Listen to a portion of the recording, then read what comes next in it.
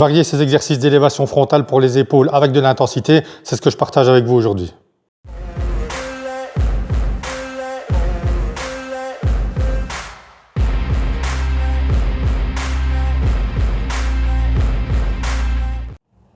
Salut tout le monde, bienvenue dans cette nouvelle vidéo, j'espère que vous allez bien. Il n'y a pas tellement longtemps, j'avais fait une vidéo sur les variantes d'élévation latérale plus des méthodes d'intensification que vous pouvez faire en salle pour vos entraînements épaules. Et bien aujourd'hui, je vais faire pareil, mais pour les élévations frontales. Donc je vais vous montrer différentes variantes d'exercices pour les élévations frontales, plus des méthodes d'intensification qui vous permettront d'augmenter la difficulté de ces exercices. Donc restez bien jusqu'à la fin de la vidéo pour voir tout ça. Sans plus attendre, je vous retrouve tout de suite à la salle. Alors, la première variante que je vous montre et que vous pouvez faire pour vos élévations frontales, exercice que vous avez déjà probablement fait ou vu faire régulièrement en salle, c'est les élévations avec la corde dos à la poulie. Donc l'exécution est assez simple, on se positionne dos à la poulie, la corde attachée en position basse, le câble passe entre les jambes, on le voit mieux ici, et vous effectuez vos élévations frontales.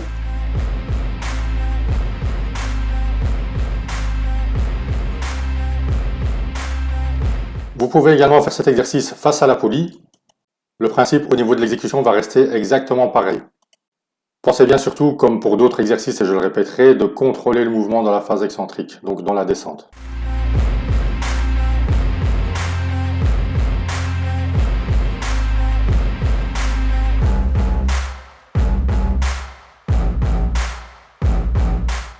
Pour la prochaine variante, c'est toujours un travail qui se fait dos à la poulie.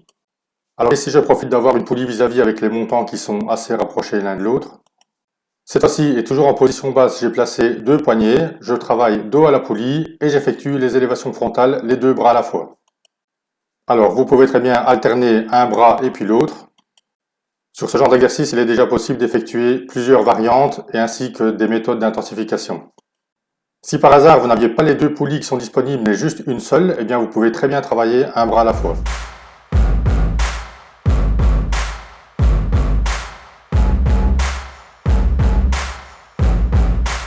Ici par exemple, je vous montre déjà un petit aperçu d'une méthode d'intensification que vous pouvez effectuer pour cet exercice. Vous levez les deux bras en même temps, il y a un bras qui reste en l'air et l'autre bras effectue 2 répétitions. Et vous enchaînez comme ça pendant toute la série. Après, pour ce qui est des méthodes d'intensification, je vous montrerai tout ça plus tard dans la vidéo, donc restez bien avec moi pour voir tout ça. Ici, c'est comme je vous le disais juste avant, vous pouvez très bien travailler un bras à la fois si par exemple les deux poulies n'étaient pas disponibles. Le principe et le mouvement restent exactement les mêmes, il n'y a absolument rien qui change. Ici aussi, encore une fois, on pense bien contrôler le mouvement dans la phase excentrique.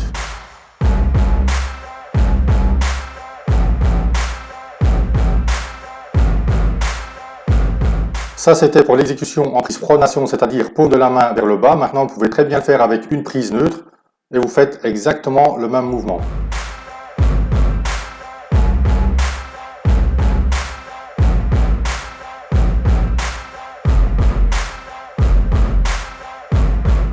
Pour la variante suivante, c'est toujours avec les poignets installés en position basse à la poulie vis-à-vis.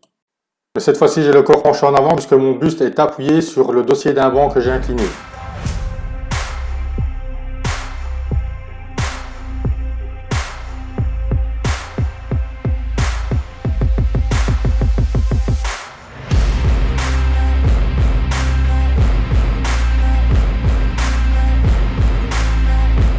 Pour cette variante, je reste dans la même position que la variante précédente, mais cette fois-ci, au lieu de travailler aux poulies, je travaille avec une barre Z et le principe d'exécution reste exactement le même.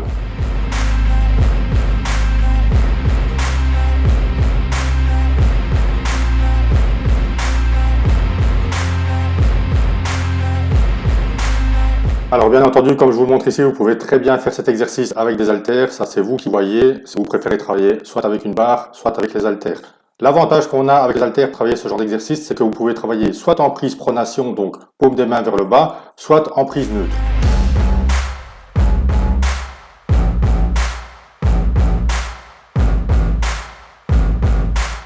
Voilà, comme je vous disais juste avant, vous pouvez très bien effectuer cet exercice en prise neutre.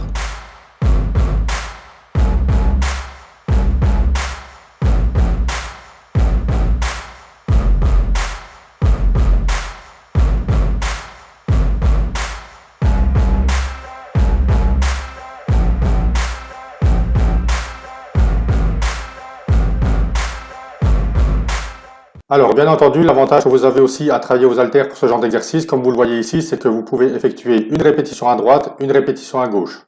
Encore une fois, c'est à vous de voir si vous préférez travailler les deux bras en même temps ou un bras et puis l'autre. Vous voyez qu'avec quelques exercices, il est déjà possible de faire pas mal de variantes. Variante suivante que vous connaissez aussi probablement, cette fois-ci je travaille les élévations frontales à deux mains avec une kettlebell. Le principe et l'exécution restent toujours les mêmes, on contrôle bien aussi le mouvement dans la phase excentrique. Personnellement, pour effectuer cet exercice et surtout pour éviter de tricher, moi j'aime bien coller mon dos contre un mur et comme ça il n'y a aucun risque de balancer le corps vers l'arrière pour m'aider à monter la charge. Ce qui rend aussi le mouvement beaucoup plus strict et ce qui apporte également plus d'intensité à l'exercice.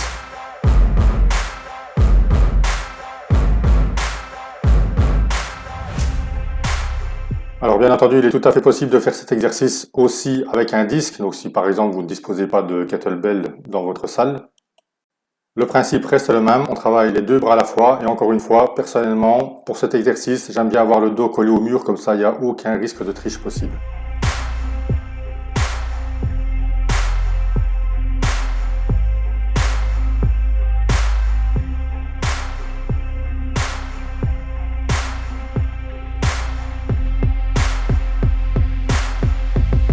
Pour cette variante, je l'effectue ici avec une barre Z, donc la prise est différente étant donné qu'ici je travaille en prise pronation, tandis qu'avec le disque et la kettlebell sur les variantes précédentes, là j'étais plus à travailler en prise neutre.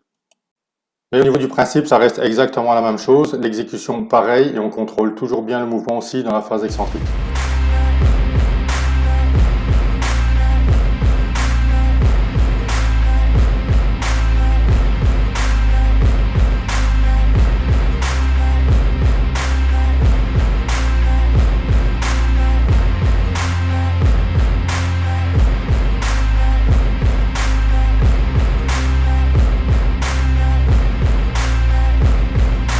Ici, je suis toujours avec la barre Z, mais cette fois-ci, la prise est différente puisque je travaille en prise supination, donc paume des mains vers le haut. D'ailleurs, si vous avez déjà effectué les deux variantes, prise supination et prise pronation, n'hésitez pas à me dire dans les commentaires quelle prise vous préférez.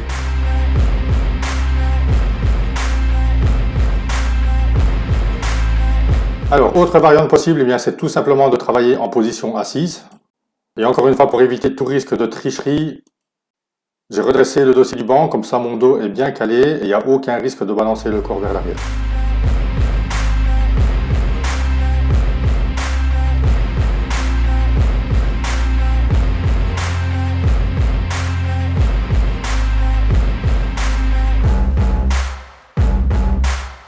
Vous pouvez faire exactement le même exercice, mais cette fois-ci avec les haltères. Et encore une fois, l'avantage avec les haltères, si vous ne voulez pas travailler les deux bras à la fois, vous pouvez très bien alterner un bras et puis l'autre. Pour cet exercice, j'utilise déjà une petite méthode d'intensification étant donné que je ne redescends pas les haltères complètement contre les jambes. Ce qui fait que je bénéficie d'une tension continue pendant toute la durée de l'exercice et donc ça augmente l'intensité.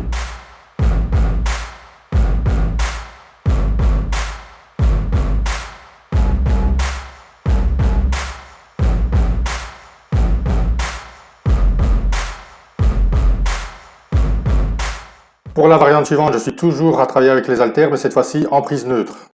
Encore une fois, le principe d'exécution reste exactement le même et on contrôle toujours bien le mouvement dans la phase excentrique. La différence avec la variante précédente, c'est que la position de départ de vos mains est plus éloignée. Tout simplement par le fait que cette fois-ci, les mains sont positionnées à côté du corps et non plus devant.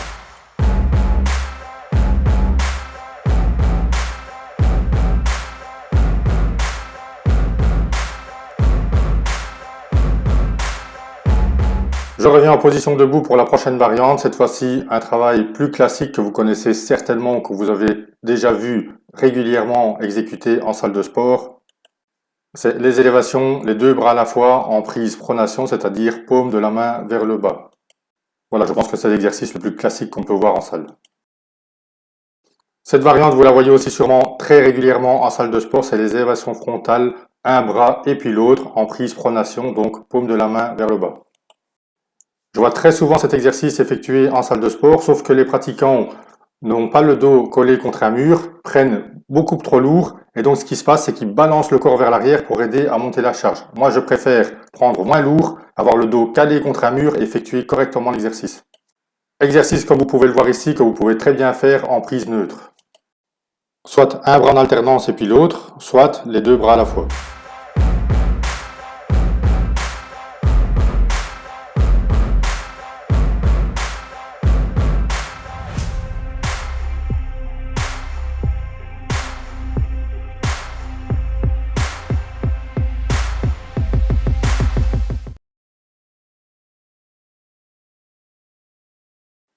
Voilà, on attaque maintenant les méthodes d'intensification. Donc, pour la première, je décolle les haltères du corps et ça, ce sera ma position de départ. J'effectue les élévations frontales et je redescends, toujours en laissant un espace entre les haltères et mes jambes. Comme ça, je bénéficie d'une tension continue, ce qui va augmenter l'intensité pendant toute la durée de la série.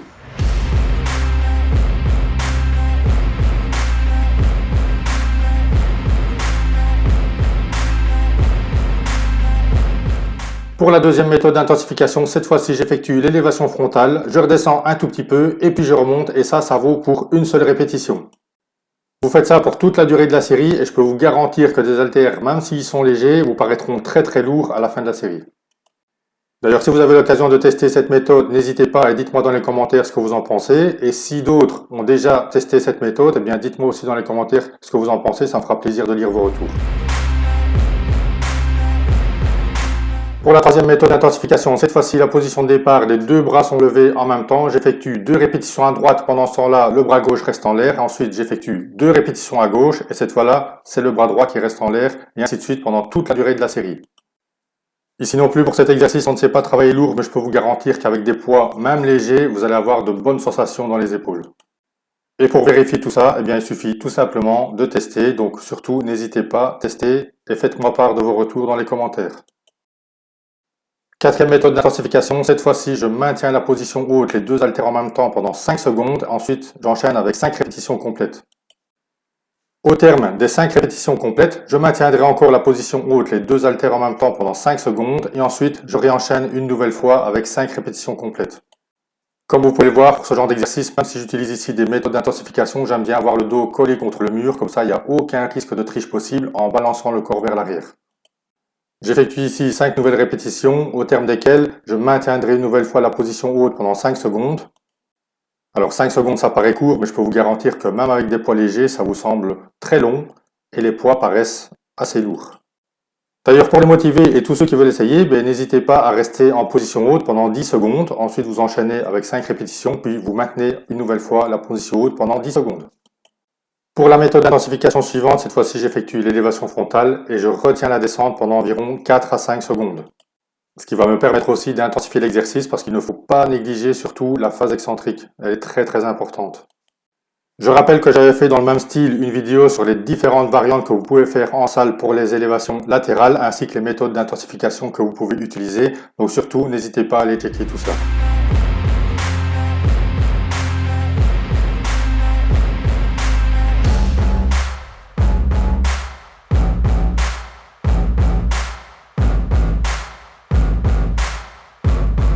Sixième méthode d'intensification, cette fois-ci on va faire en sorte de bénéficier de la tension continue pendant toute la durée de l'exercice et dans la descente et dans la montée. C'est-à-dire que je vais prendre 4 à 5 secondes pour descendre et aussi 4 à 5 secondes pour monter.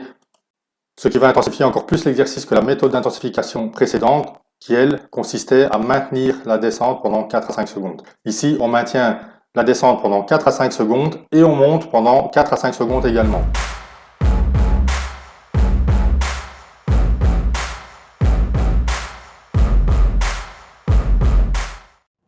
Voilà, vous avez vu qu'il est possible de varier vos exercices pour les élévations frontales et d'inclure dans vos exercices des méthodes d'intensification qui vous permettront d'augmenter la difficulté de vos exercices. Donc, si vous avez l'occasion de tester ces variantes d'exercices et les méthodes d'intensification, n'hésitez pas et surtout dites-moi dans les commentaires ce que vous en avez pensé. Pour ceux qui varient déjà leurs exercices et qui utilisent déjà des méthodes d'intensification, dites-moi dans les commentaires ce que vous aimez faire comme exercice pour les élévations frontales et quelle méthode d'intensification vous aimez utiliser. Ça me fera plaisir de lire vos retours. Voilà, j'espère que la vidéo vous a plu. Si c'est le cas, n'hésitez pas à lâcher un pouce. Ça fait toujours plaisir, ce petit signe de soutien et de motivation. Et puis moi, ça m'encouragera à faire d'autres vidéos d'entraînement à partager avec vous par la suite. Pensez aussi à vous abonner à la chaîne et activer la cloche des notifications, justement pour ne pas louper les prochaines vidéos que je partage avec vous régulièrement. Je vous dis à très bientôt pour de nouvelles vidéos d'entraînement. D'ici là, portez-vous bien, restez motivés et surtout, ne lâchez rien.